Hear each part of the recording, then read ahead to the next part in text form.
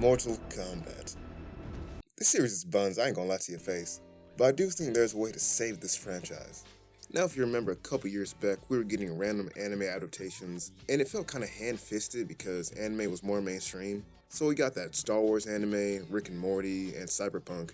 I think that this is a great time for Mortal Kombat to get in anime.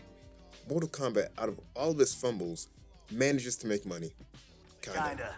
So I think that there is a possibility for an anime to be produced. This series has a goldmine of lore and story that is almost never used or is wasted for no good reason.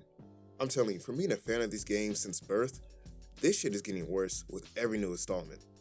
The game's story is weirdly fantastic and terrible at the same time. This is how I would adapt Mortal Kombat.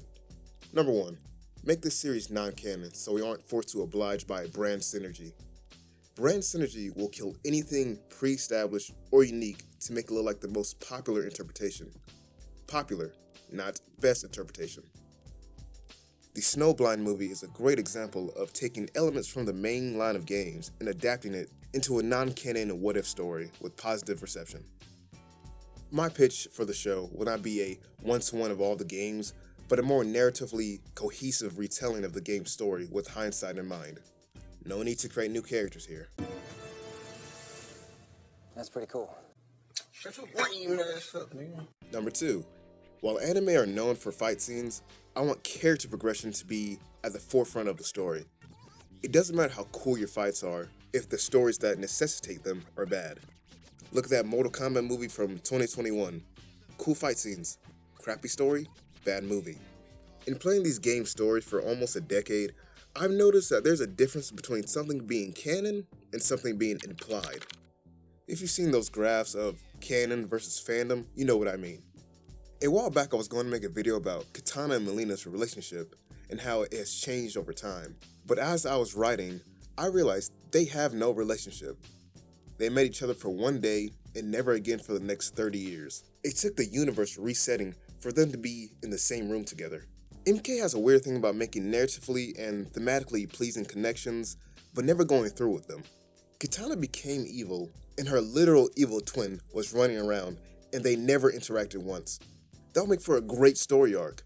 Who would you cheer for if they're both the enemy now? So for the pitch, we will actually prioritize showing off character interactions.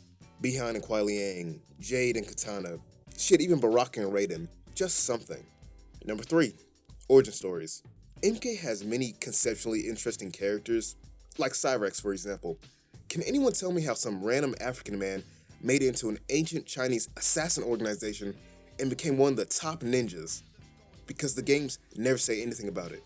This should be the chance to visualize some character stories before they go to the tournament, like Nightwolf and Liu Kang, or their upbringing like Jackie and Takeda. Let's not do this. Don't want to wrestle me to the ground? Okay, let's do this. I think one thing that is never really heard is that MK has bad fights. Clunky moments for sure, but choreography is pretty good. The only thing I would like to add is that characters use their powers more. Raiden got jumped by 3 airbenders, a firebender, and a woman with a sonic scream, and no one used their powers till Raiden electrocuted them all in the rain. Here's some ideas for a narrative that aren't basic things that have already been adapted like the tournaments or Scorpion's Revenge. One thing I did not like in hindsight is how NetherRealm Studios dealt with Kitana and Mileena's story. But I have a simple fix for that. Scarlet.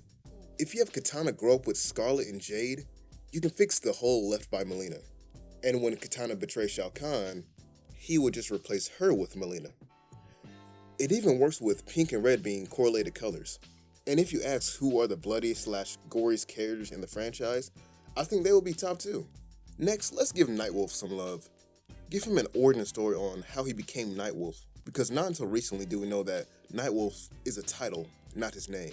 His real name being Grey Cloud. Before I was Nightwolf, I was a fool named Grey Cloud.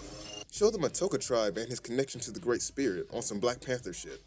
And if you really want to be adventurous, you can make Nightwolf a woman. When I heard Sector and Cyrus were going to be women in MK1, I wasn't as adverse to the idea this time around because I was just glad that we're going to see these 2 characters actually do something new for once. They've been doing the same thing since 2011. Nothing has changed for them or their story. So when the Chaos Reigns DLC dropped, I was disappointed because the DLC kinda sucked and made things worse. But the gender swap did nothing but give a romance plot between Bihan and Sector, which pissed off all 5 Serena fans left. It should have been me, not him!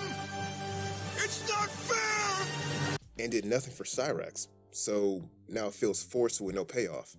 When you make a drastic change on a valued character like that, it should either be justified or have a payoff, otherwise it feels forced, unneeded, and as if you wanted to use someone else's attributes for your own gain. I feel out of anyone it would be okay if Nightwolf was changed, because this dude has nothing. So just have fun with the concept of a Native American being powered by spiritual energy. He did clutch with Sindel though. By the Elder Gods.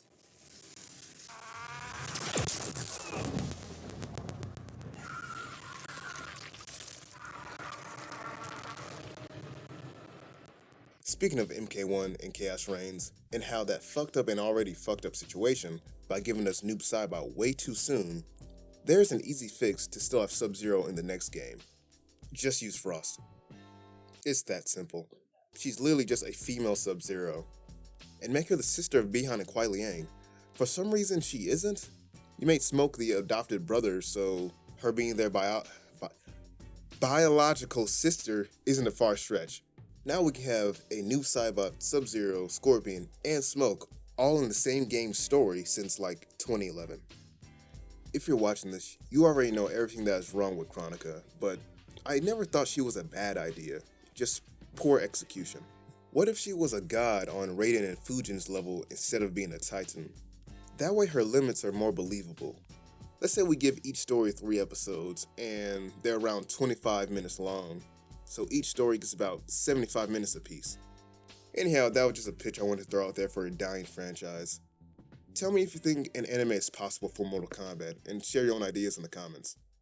Oh shit, and like the video.